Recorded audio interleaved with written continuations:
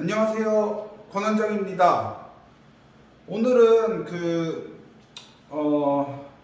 고시원을 이제 인수하시고 그 고시원 인수 후에 손님들을 받을 때 계약서 작성 요령에 대해서 좀 알아보도록 하겠습니다. 자, 우리가 적는 입실 원서는 계약서입니다. 손님과 잘 작성하셔야 나중에 마찰이 없을 거예요. 그러면 일단 입실 원서, 뭐 땡땡하우스 입실 원서 써 있을 거예요. 그러면 이름, 성별, 주민등록번호, 직업, 이걸 꼭 잘 쓰셔야 됩니다. 왜냐하면은 뭐 나중에 입실료를 떼먹고 도망간다든지 아니면은 뭐 고시원에서 뭐 폭력을 행사한다든지 뭐 아니면은 갑자기 그 사람이 예를 들면 고독사했어요. 그럼 그 사람의 신분에 대해서 좀 잘 알아야 돼요.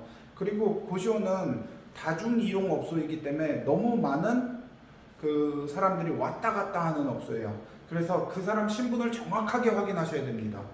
그 계약서를 작성하실 때 그 사람 신분증에 주민등록번호, 뭐 미국 사람이면은 소셜 스크린 넘버나 다른 외국 사람이면은 그 패스포트 넘버가 있겠죠? 여권 번호요. 그런 거를 꼭 작성을 잘 해놓으셔서 그 사람 신분을 정확하게 파악하셔야 돼요. 그리고 주민등록상의 주소도 적으면 좋고요. 자택전화번호 이런 건 뭐 당연하겠죠?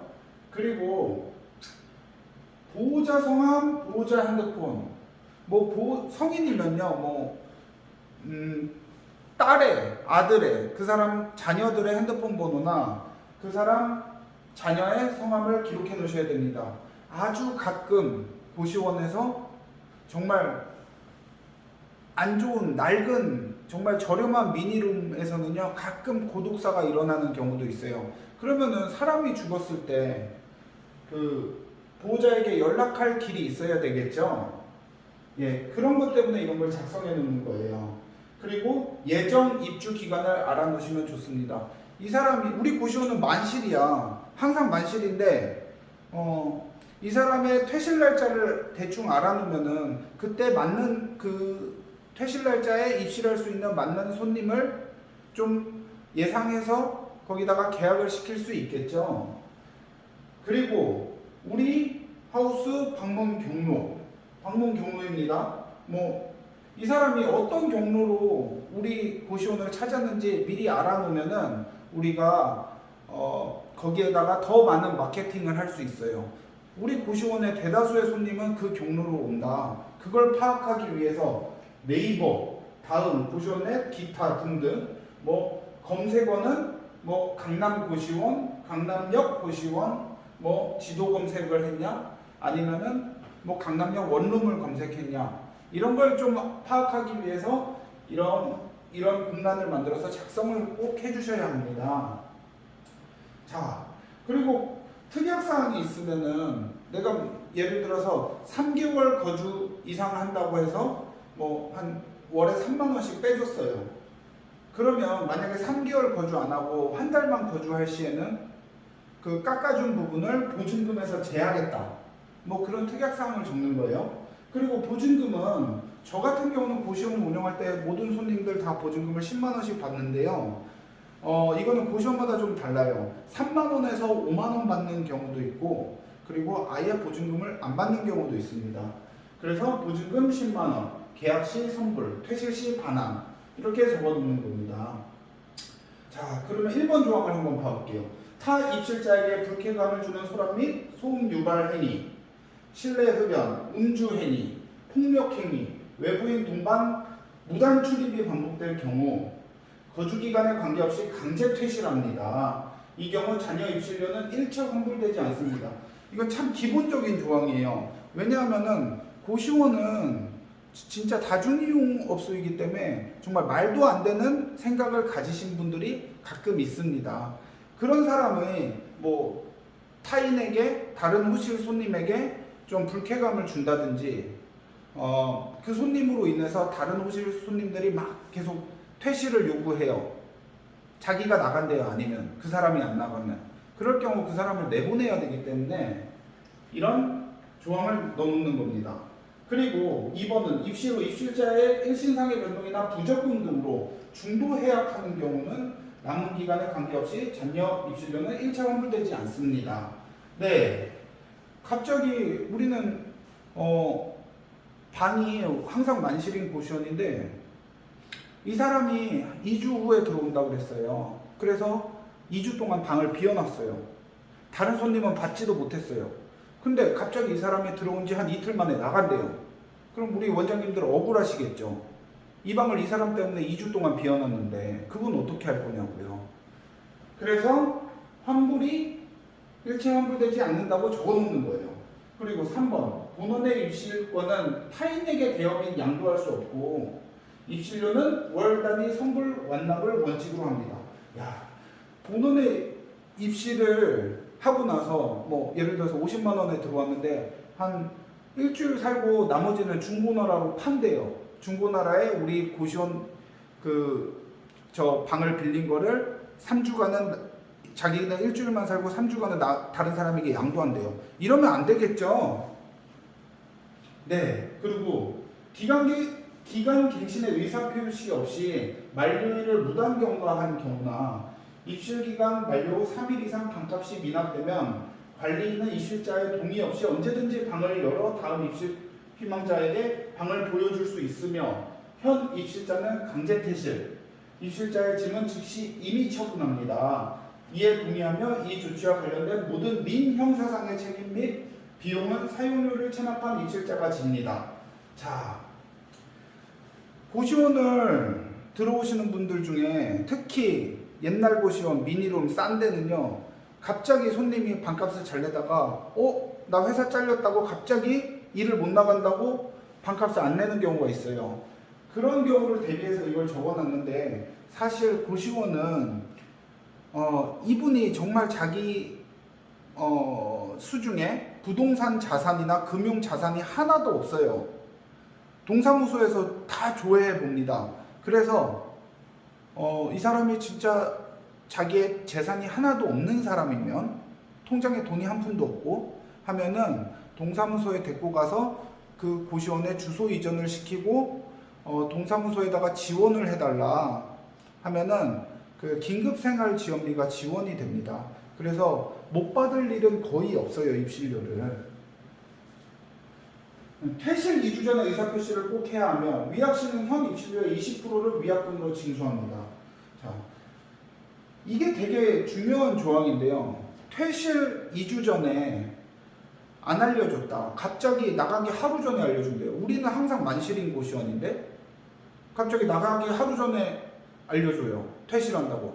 그러면 우리는 바로 원래 손님을 이렇게 그 방에 배치할 수 있었는데, 배정할 수 있었는데 갑자기 나간다고 하면은 또 그 방에 손님 채우기가 오래 걸리잖아요. 그러니까 2주 전에 의사표시를 해야 된다는 거예요. 그리고 의사표시 안 하면 현 입실료, 만약에 50만 원짜리 방이면은 현 입실료의 20%, 10만 원을 위약금을 징수받는 거예요.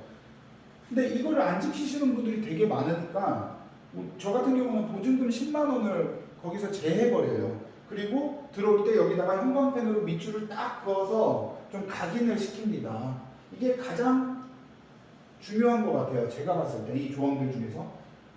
그리고 6번 퇴실은 짐을 다 뺀 후 쓰레기는 완전히 치우고 관리인에게 퇴실 통보하고 방 점검을 받은 후부터를 퇴실로 간주합니다.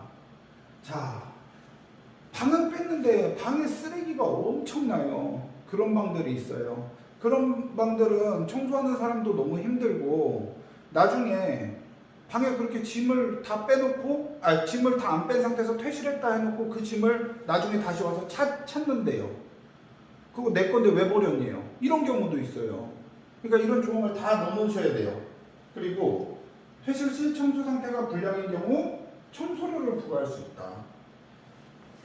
만약에 청소 하나도 안 해놓고 나가면 우리 청소 임무도 힘들고 나도 힘들잖아요. 그거를 돈으로 받겠다 이거예요. 우리 원장님들이 항상 유리하게 계약서를 작성하셔야 돼요. 자, 화재와 안전점검을 위한 경우 관리인은 입실자의 동의 없이 방을 열 수 있습니다. 갑자기 그 방에서 누전이 자꾸 일어나거나 뭐 예를 들어서 밖에서 봤는데 그 방에 촛불을 켜놨어요. 그럼 화재 위험이 있겠죠.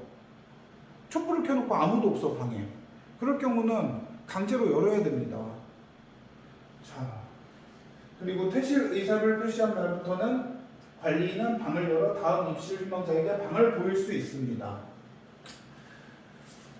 퇴실한다고 2주 전에 통보했는데 그 사람 나가는 날 딱 다른 사람을 그 방에 새로 배정을 하려면은 방을 열어서 방을 보여줘야 계약이 되겠죠. 예. 고시원을 등록하는 것은 고시원 시설을 이용하기로 계약하고 사용료를 지불하는 것으로 사용료가 만료되면 즉시 출입을 금합니다. 자, 이 사람 만료 일자가 끝났어요.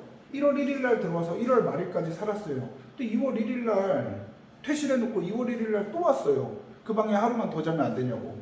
그런 것 때문에 이 조항을 표시하는 겁니다. 좀 가끔 말도 안 되는 상상을 하시고 고시원에 들어오시는 분들이 있기 때문에 안전하게 가는 거예요.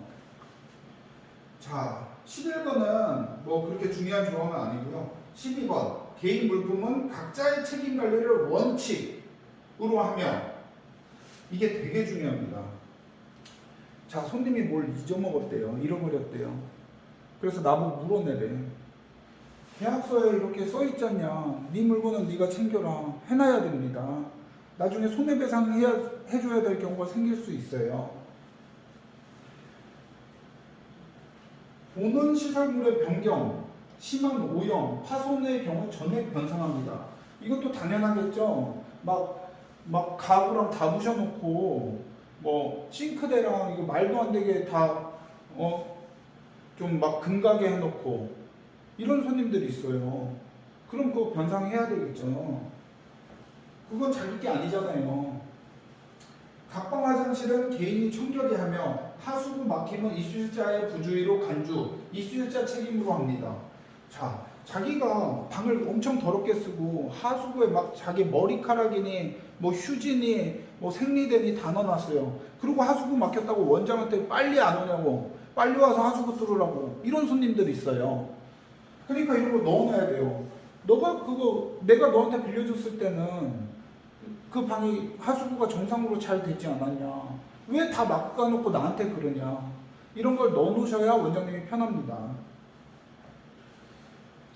본원은 월세단위입니다. 일기사는 하지 않으나 굳이 원하시면 1박 37,000원입니다.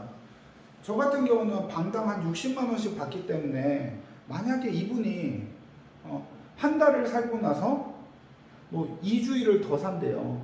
저는 월세만 합니다. 만약 2주 하실 거면은 1박에 37,000원씩 계산하는 거예요. 그렇게 말합니다. 그래야 저한테 더 유리한 비즈니스를 할 수 있습니다. 자, 입실자에게 방을 처음 제공할 시점의 방 벽지 상태는 항상 새 벽지 상태입니다. 우리는 벽지가 더러우면 우리 고시원은 다 새 벽지를 만들어놔요. 새로 입실하기 전에요. 그러면 2달 미만으로 거주했는데 2달 미만으로 거주할 경우 테이프를 붙이거나 하여 벽지를 다 뜯기는 것처럼 훼손하면 도배값 10만 원을 강제 부과합니다. 자, 한 달, 2달 살았는데 그 벽지 다 새 벽지인데 거기다가 막 시간표 붙여놓고 막 뭐 이것저것 붙여놔서 막 테이프로 덕지덕지 붙여놨어요. 나중에 그 사람 한두 달 살고 나갈 때 그거 테이프 띄면은 벽지 다 떼어지겠죠. 그럼 저희는 새 도배를 또 해야 됩니다. 도배사 한 번 부르면 방 하나에 최소 7, 8만 원, 10만 원까지 가요. 큰 방은. 그러면 그거를 손해배상을 청구해야 합니다. 좀 개념이 없는 거잖아요. 한두 달 살고 벽지를 다 뜯어놨어. 그쵸? 입주원서 작성 시 실명을 확인키 위하여 신분증과 대조하오니 신분증을 제시하여 주시기 바랍니다. 자, 제가 아까 처음에 신분 확인해야 된다고 말씀드렸습니다. 면학 분위기를 해치거나 반복되는 규칙 위반, 입실료 연체 등의 경우 재등록을 받지 않습니다. 자, 다른 방에 너무 면학 분위기를 해쳐요. 이 방 너무 시끄럽게 하고 막 매달 입실료 연체해요. 뭐 이 사람 입실료 받는 날짜는 원래 15일인데 맨날 일주일 이상 늦어요. 그럼 재계약 안 하겠다는 소리예요. 한 달 단위의 계약입니다. 경우에 따라 이걸 입실료 변동이 있을 수 있습니다. 자, 우리는 계속 50만 원 받았는데 뭐 예를 들면은 나는 이젠 우리 고시원이 꽉 차서 만실이 되기 때문에 방당 55만 원, 60만 원씩 받아도 될 것 같아. 그럴 경우 기존에 있는 사람도 방값을 올려야 되잖아요. 아니면은 계약을 해지한다, 나가달라. 그렇게 하기 위해서 이 조항을 넣는 겁니다. 부업 및 분리수거장에는 CCTV가 있습니다. 분리수거를 하지 않고 적발 시 강제로 퇴실할 수 있습니다. 자, 분리수거하지 않고 맨날 막 다 갖다 버려요. 뭐 플라스틱 쓰레기통인데 거기다가 막 라면 국물 넣고 음식물 쓰레기에 막 이것저것 다 넣어요. 이러면은 관리가 힘들겠죠. 자, 그런 걸 막기 위한 조치입니다. 에어컨, 보일러, 전자기기, 수도 등을 켜놓고 외출하다 적발 시 월 10만 원의 공과금을 징수한다. 자, 자기가 내는 전기세, 수도세, 도시가스세 아니라고 하루 종일 켜놔요. 자기가 나가도 뭐 다 켜놓고 댕겨. 그러면은 네 방에 그 공과금 10만 원 한 달에 더 내라 이거예요. 당연히 해놔야 되겠죠. 방 안에서 전기장판 포함 모든 전열기구, 개인 의료건조기 사용을 금지한다. 그리고 아니면은 퇴실해달라. 자, 자기 전열기구 막 이렇게 막 불 나오는 거 있죠. 그리고 히터 있죠. 이런 거 쓰면 전기료 엄청납니다. 자, 그런 거를 안 쓴다는 조건에 너가 입실했다 이거예요. 자, 보증금은 퇴실한 날짜로부터 3일 안에 반환되오니 참고하시길 바랍니다. 자, 퇴실하자마자 보증금을 달래요. 나도 바쁜데 나 투잡으로 고시원하는 건데 나 회사에서 미팅 있는데 계속 계좌이체 빨리 하래요. 그런 경우 좀 짜증나겠죠, 원장님이. 뿐만 아니라 퇴실하기 일주일 전에 보증금을 미리 주면 안 되네요. 뭐 이런 경우도 있습니다. 아니, 계약 시에 보증금 3일 안에 반환된다 하지 않았냐. 자, 이걸 보여주면은 그냥 넘어가는 문제입니다. 자, 이렇게 사각지대가 없이 입실원서를 작성하셔야 돼요. 고시원에서는 다중이 이용하기 때문에 언제 어떤 일이 발생할지 모릅니다. 근데 이거는 사실 법적 효력이 있냐 없냐는 나중에 정말 민사재판까지 갈 경우 이걸 보고 판사님이 판단해 주실 거예요. 하지만 우리는 이 다중이용업소를 관리하는 사람으로서 우리에게 유리하게 작성해 놓을 필요가 있습니다. 뿐만 아니라 갑자기 퇴실한다는 경우는 저는 아까 환불이 안 된다는 조항을 넣어놨지만요. 그래서 손님이 소비자보호원에 중재를 신청하게 되면은 이렇게 됩니다. 자, 3분의 1 미만 거주할 경우 거주 시, 자, 그러면 3분의 2가 남았잖아요. 그때는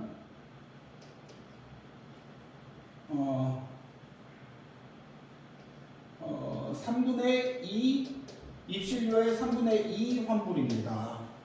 3분의 1 미만 거주시. 그러니까 한 달이면 열흘 미만이 되겠죠. 뭐 5일을 사나 뭐 8일을 사나 3분의 2 환불로 소비자보호원의 약관에 나와 있습니다. 그러면 3분의 2 미만 거주시는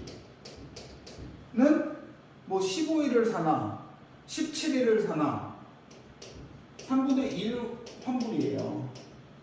그리고 계약을 했으나 아예 들어오지 않은 경우는 전액 환불로 소비자보호원에서는 약관을 명시하고 있습니다.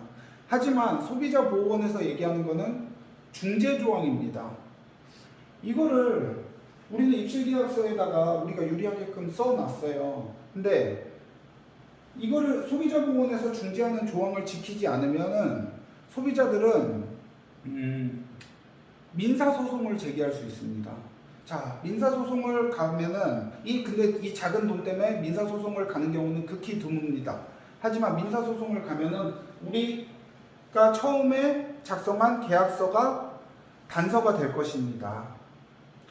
그럼 좀 더 꼼꼼한 계약서를 우리 원장님들 작성해 주시길 바라고요. 자, 제 계약서의 조항들을 좀 보여드렸습니다. 이렇게 사각지대 없는 계약서를 만드시길 바랍니다. 감사합니다.